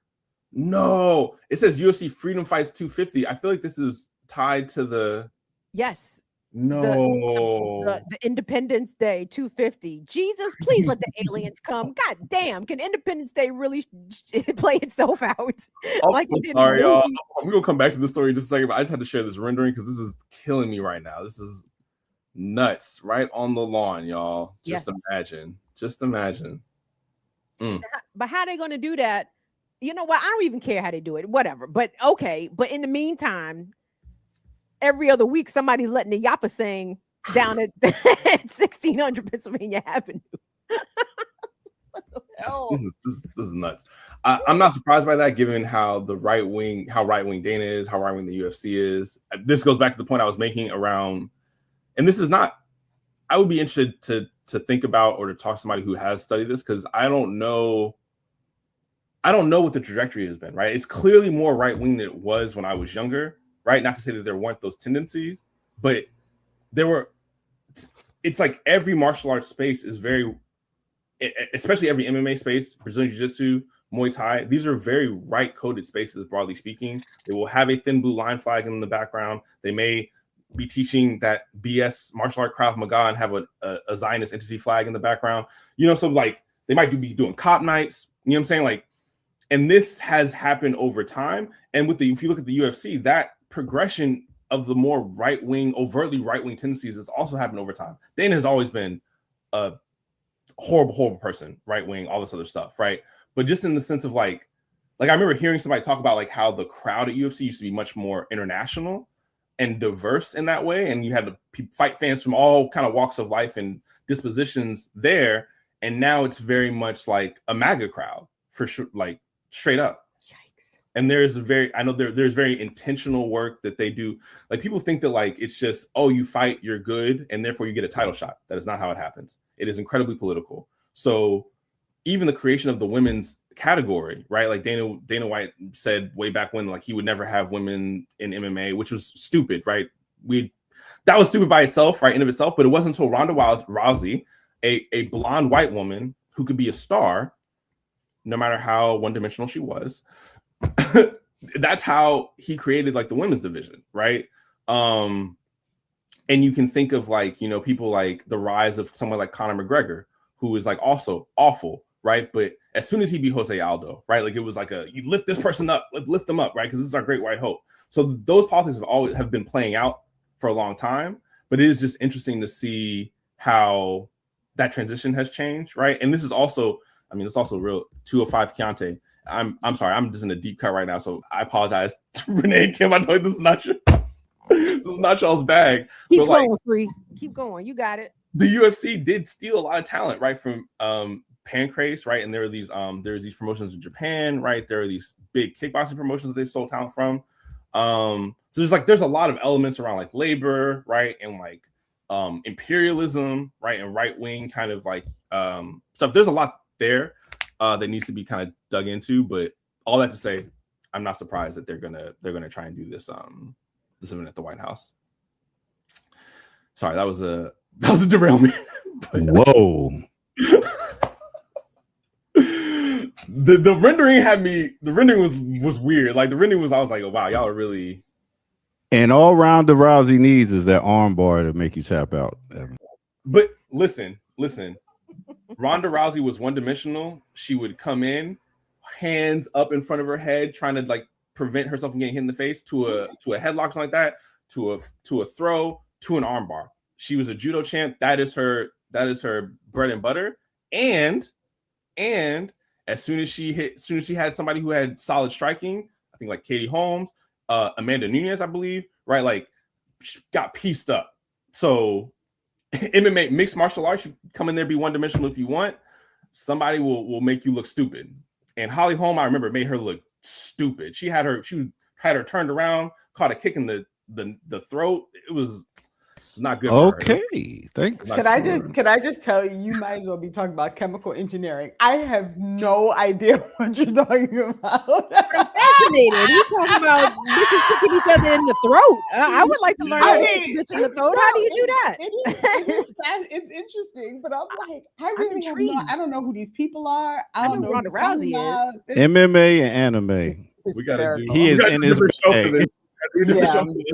We got to hit up Musa because we still haven't circled back to our anime thing too. Yeah. And Carlos, if Carlos from Deculturation win the chat, he would also be on this. I know he trains, but anyway, what were we talking about? The gunman kicking bitches in the throat. Yes, jumped out at me. I thought, ooh. Oh my god. Go on. He's also super right wing herself, so I was no love lost there and watching her get beat up. But that's beside the point.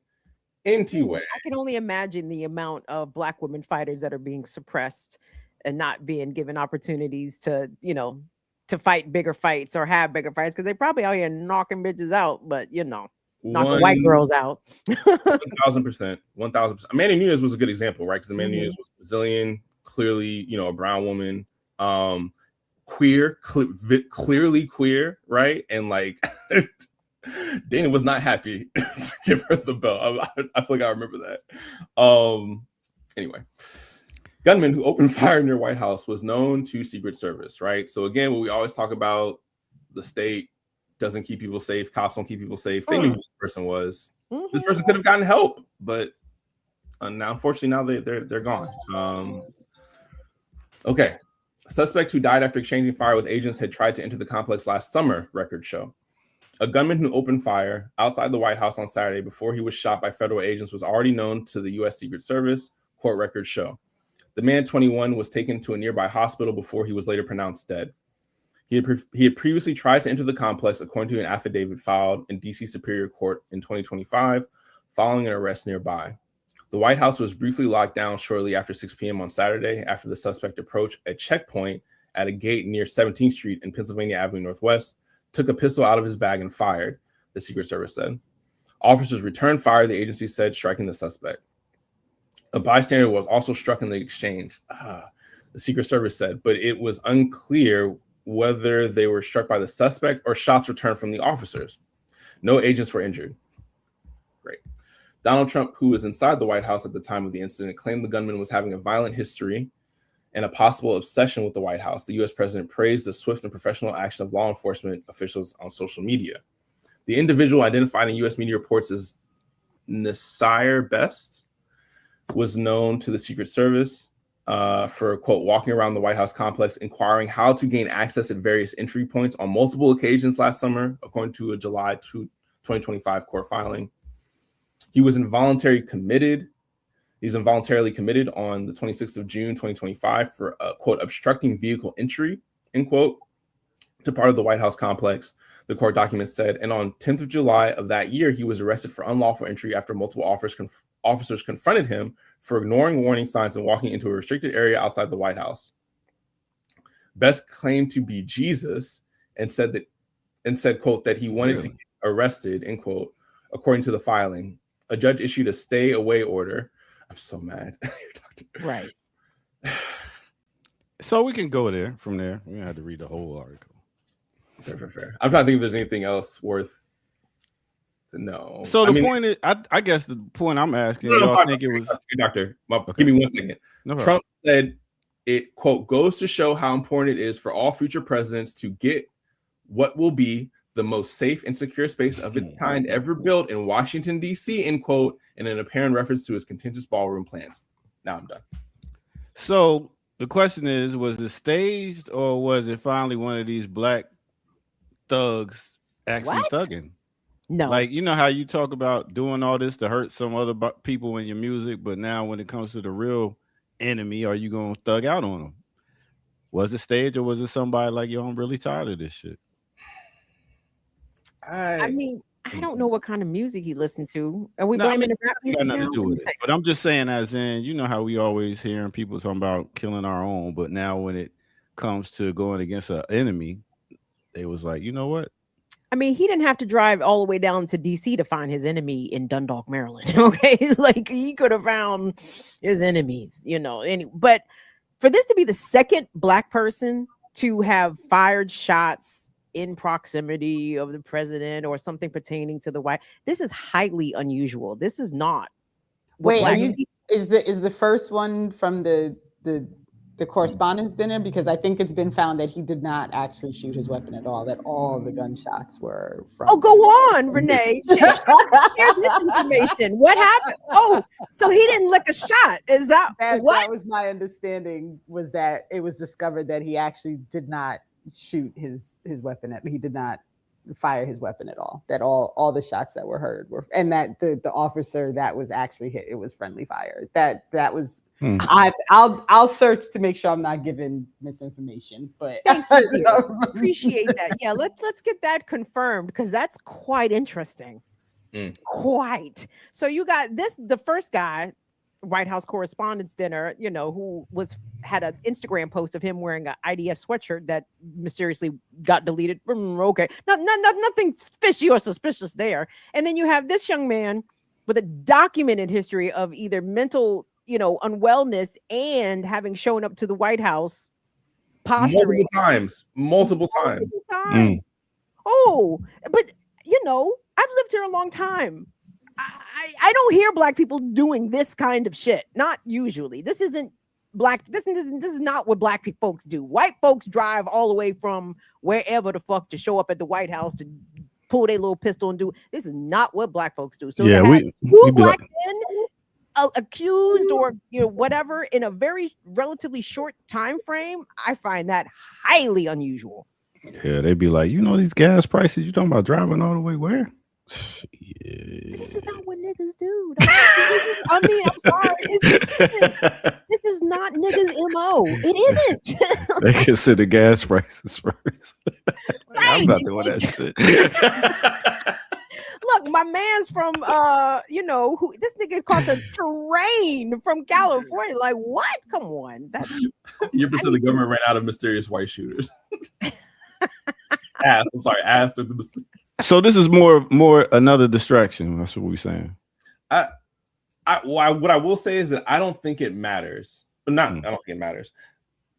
We cannot know. It is unknowable whether or not this is like a CIA like false flag.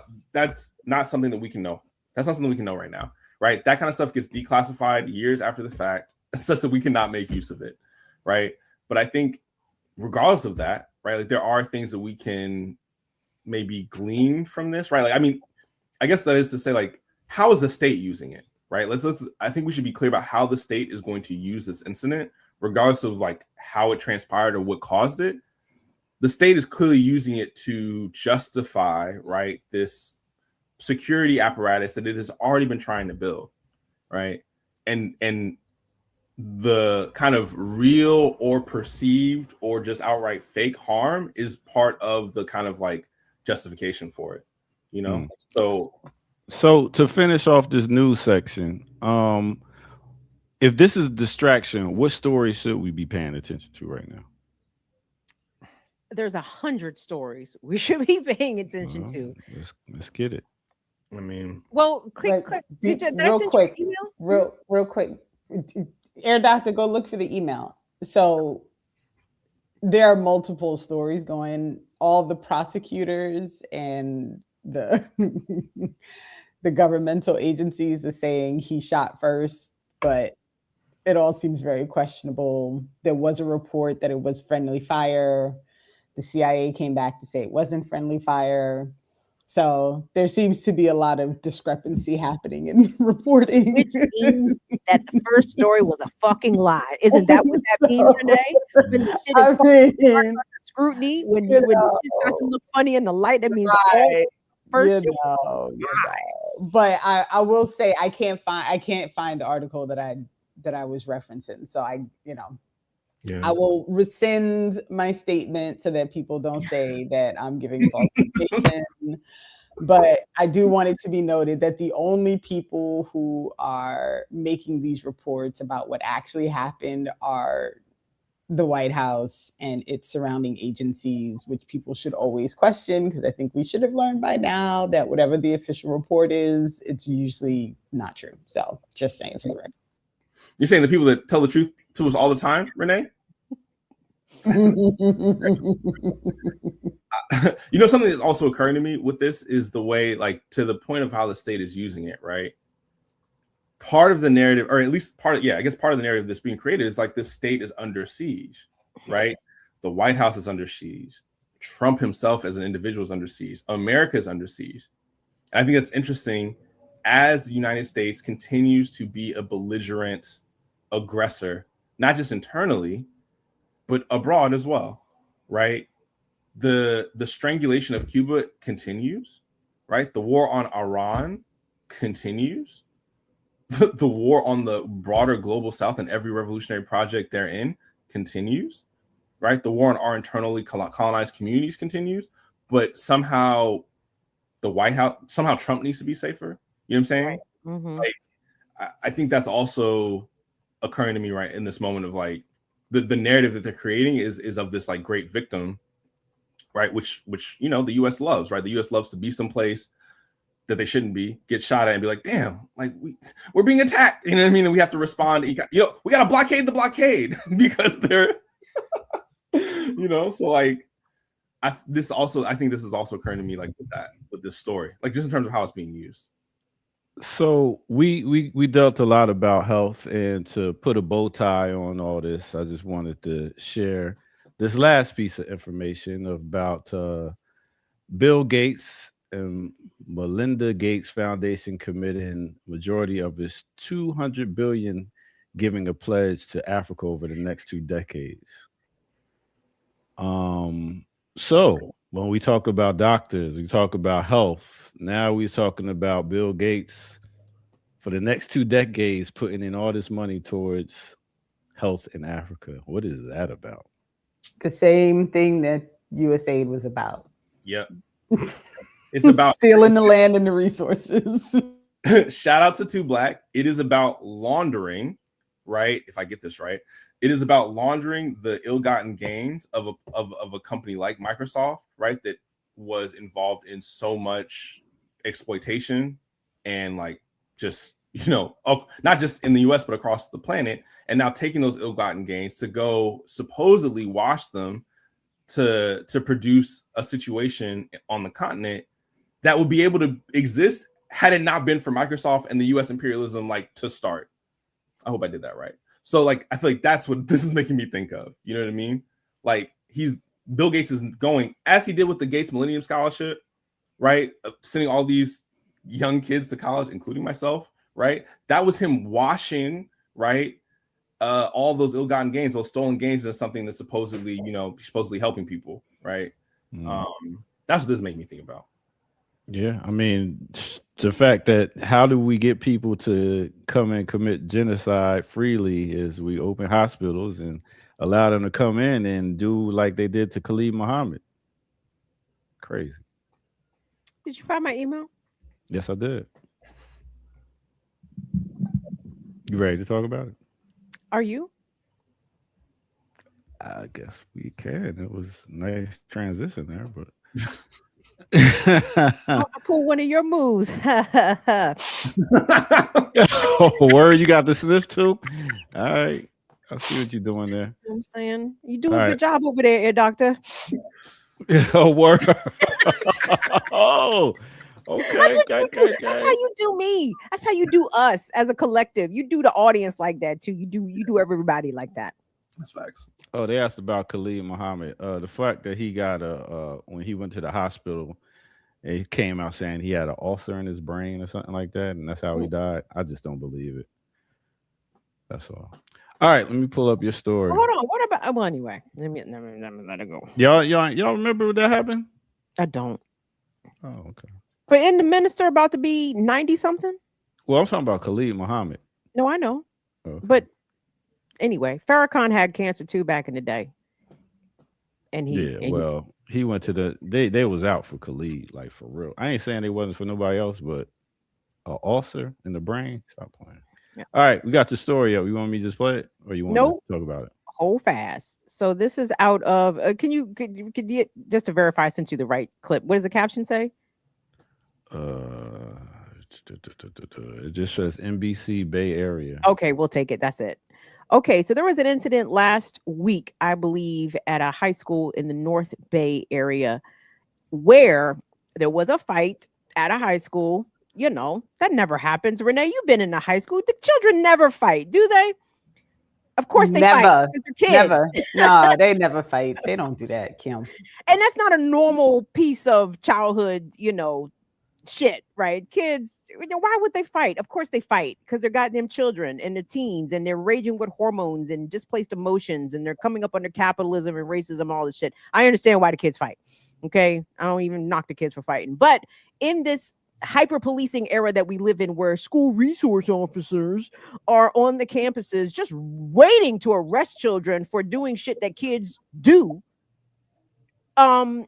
This incident was captured on film, and the parents have come out because the children suffered police brutality. It's a shock. I know no one could have ever foreseen that the police would brutalize children when they are, assigned to monitor school safety. But anyway, so the parents are coming out and said that this was over the top. And I want you to listen to what the police say was the justification for assaulting this teenager. Am I playing the whole clip, or are you gonna tell me when to stop? Could you play the whole clip, please? It shouldn't be longer than 2 minutes. All right. An independent investigation will be launched into the police response to a student fight at Fairfield High School. It led to an officer striking a student in the head. The new development comes as loved ones came together to condemn the officer's actions, which have now been shared in viral videos. Here's NBC Bay Area's Alyssa Gord. Dozens of people calling for justice outside Fairfield High School, where 2 days earlier, a now viral video shows a student being detained and arrested, with an officer shown hitting him multiple times in the face. This Fairfield police officer made a huge mistake. We saw what we saw. Own it. Not only did we see what we saw, Maurice is right now suffering.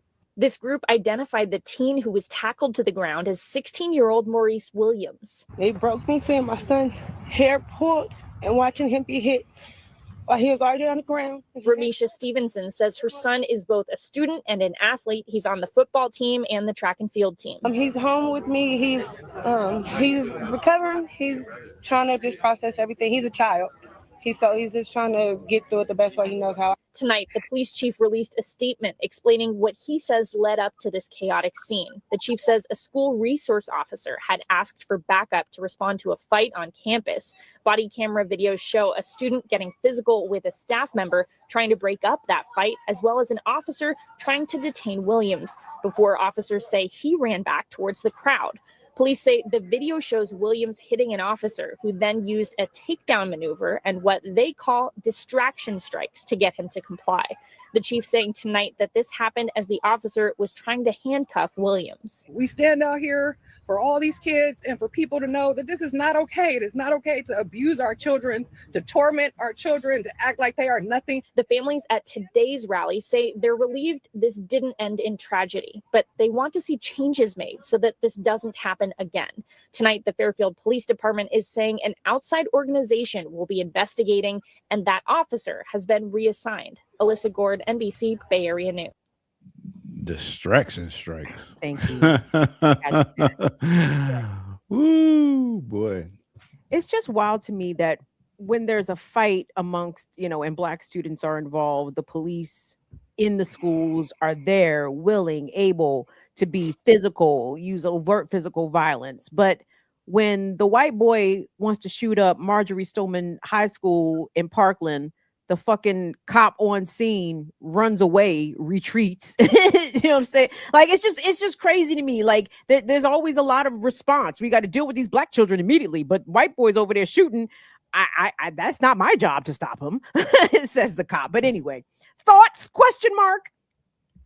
What are they training these cops to how the takedown method? Like, they got a taser. They got. Let me kick this to Renee. Renee has a child of age and herself has worked in high schools. You seen anything like this, Renee, or you've been made aware of? So, I mean, first of all, I've never heard the term distraction strikes. Like, I don't even know. I don't even know what that is. So I'm confused as to that whole. They were distraction striking him to get him, like punching someone in the face is definitely not the way to get them to like calm down in any scenario. But so one of the issues that I think I've always had whenever you talk about bringing people in gear and guns into school environments is because Black children are immediately criminalized in every scenario. They are treated as if they are criminals instead of treated as if they are teenage, adolescent people going through whatever things they're going through in the moment, which is grace that is often provided to teenagers who are not Black, right? And so I've seen videos of young girls getting flipped around, getting thrown around. I mean, this is not a new scenario, unfortunately.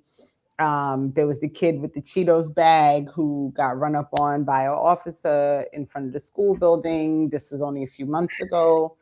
And so the real issue is that schools even take the step of calling police officers in. You're calling in people with armed weapons who generally are going to criminalize their Black students and who they're hammers. So everything looks like a nail. Like, there is no scenario in which you're going to bring these people into a situation and there's not going to be a result that could be problematic for the people who you claim to be trying to help. Like, where is the school? Like, what is happening in the school building when this is happening? What caused the fight? Who was around when the fight happened? Where are the trusted adults that are supposed to be present in all areas of the school building? So you have all of these things that are floating around, and just like in every community, the first response is call 911, right? And so this is the end result. Like, this is what we're doing. Like, this is what it's like. Like, this is what it's like. And it's time. People have to start again remembering that when you are looking at these people who are law enforcement officers, police, cops, whatever you want to call them, their job is not to provide safety and security to the people of the community. So the minute you call them in, you should always be reminded that premise is out the window immediately, because that's not their job. What about the communities that are calling for, we need school resource officers? So I'll give you an example. Here in Maryland, in Montgomery County, they had removed school resource officers. I want to say after 2020, there was a tiny moment of wokeness. There was a moment of push, yeah. Moment of push, and they did agree to take the school resource officers out of the county, out of county schools. There was a shooting was it Wooten High School? I can't recall, but it was a shooting a month or two ago. And now, oh, well, we need the school resource officers back because, well, they don't shoot in the schools every day. But my guess is that. But they should also look and see how many shootings happened when they used to have SROs, because I promise you they were still happening. And so Uvalde, we will never forget. Okay. Right. Children were massacred with a fully fucking armed cop right there. And then dozens of other cops came. And what the fuck did they do? Not a goddamn thing. So we need to remind people, let's not pretend as though children are safer just because there's a cop there. Right. Because cops are anyway. But anyway, so when the communities are calling for, well, with the kids, this is the issue is, so the community says that the district, because they didn't actually want to get rid of the SROs to begin with, right? So they're eager to go along with this, and no one is going to come to these spaces and say, here is the history of shootings that have happened when there were SROs in place. The issue is not having an armed person in a costume in your building. The issue is within your building having a secure and community-based setup so that students don't feel the need to bring arms into a school building. Because most of the time, and this obviously is not everyone, but most of the time when students are bringing weapons into a building, it is because they feel unsafe. So what is it about your school building that is creating a scenario in which students feel like they have to do this thing to get through their school day? What is happening? And so what needs to happen, what the response needs to be from the community members who are very clear about the problems with having SROs, is they need to do that data and present that data that explains that this is not going to change by bringing these people back into the building, because it was the same scenario when they were in the building before. The issue is the school. The issue is the community around the school. The issue is the lack of resources. It's all the things that create these scenarios in which students feel like they need to arm themselves to go and sit in a classroom, which again, that's your life. Why is no one's thinking about why is this kid's life? All right, another great remix morning show with Evan, Renee, Kim Brown, and the Ear Doctor. We've talked about health. We've talked about policing. We've talked about a number of things going on in the world. Let's talk about what's coming up on your side, Evan. I see you just sent me a flyer. Yeah, this right here. Excellent. So yeah, this Friday at 6:30, BAP DC will be hosting 2 Black in person for discussion on his text with Rasul Mawat, Laundering Black Rage, the washing of Black death, people, property, and profits.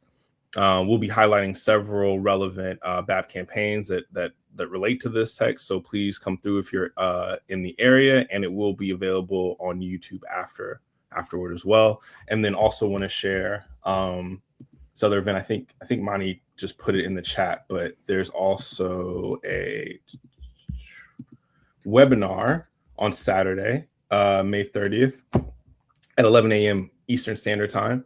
As we mentioned, several comrades from BAP were out in Kenya supporting the what was it? It was the Pan-African Summit against imperialism, right? That occurred at the same time that Kenya was actually hosting the French President Macron for a neo-colonial conference, right? This was a counter conference, and comrades were brutalized afterward during a demonstration by the Kenyan police. So comrades, several BAP comrades and representatives from the Communist Party Marxist Kenya will be in attendance to share about that and to do a debrief. So please tune into that if you're able. All right, dope. All right, what we got coming up, Renee? So Deculturation is coming on Saturday, and I have no idea what we're talking about. I don't have a plan. I haven't done any due diligence to prep for anything. He was available, so we're gonna figure it out. We'll get there. Folks who are on our Patreon, you should check out the conversation about policy and electoral politics that we had with Lawrence, that we're going to leave up on the Patreon for about a week, and then everybody else can have it. So Patreon members, you get access to it first. And if folks are in the New Jersey area, there's a call out right now for help at Delaney Hall. They sent a tank out there this morning because a tank. Oh, girl. I watched Sister Susan's videos. She be going out there every Sunday to hand out food. There was a tank literally parked in front of Delaney Hall this morning. So they're prepping themselves because yesterday they tried to steal a man out of Delaney Hall and the people gathered and prevented it from happening. And so there's about, if folks are able and willing, oh wow, they're gonna need some help down at Delaney Hall this morning. Wow. All right. Check out Thursday 11 a.m. Me and Burn It Down Kim Brown will be doing in my crib and I'm cold. That's right. We talk about Heavy D and the boys. Relaxing. So you're definitely gonna enjoy that one. So Sunday better keep it to myself. I'm telling you, Heavy. Oh, Air Doctor, you have made my day. Air Doctor didn't consult me nor ask me, but I appreciate the selection of Heavy D. Thank you. In spite of. Yeah, All right, that's when you know your peoples. You know what I mean? And I knew you rock out with that. All right, so check this out. Yeah. Okay. Yeah, check it out. Oh, you're about to nothing, say nothing. not a word. I wasn't gonna say nothing. Okay. All right, we'll be back tomorrow at 8 a.m. with some more Women's Wednesday. I believe we will have a couple of these women on the screen. Maybe not. We shall see. While we have Ricky Ryan out taking a hiatus. And we'll also have somebody else taking a hiatus in a minute, but we'll see. So let's go ahead and take our time and enjoy the rest of our day. And I'll see y'all tomorrow morning. That is Evan. That's Renee. That's Kim Brown. I'm the Air Doctor, and this is the Remix Morning Show. Y'all have a great one. Peace out. Black Liberation Media is a collective of Black and African organizers, journalists, academics, and media personalities serving Black and African masses seeking to further grow in their understanding of themselves, their histories, and the African world through entertainment and news. Please continue to like, subscribe, and donate to the channel so we can further serve you and liberate our people. You can also go to blkliberationmedia.org, get some merchandise, and also become a Patreon member and a member from the YouTube. Please do what you can, share, and show your love as we will show ours for you. Black Liberation Media.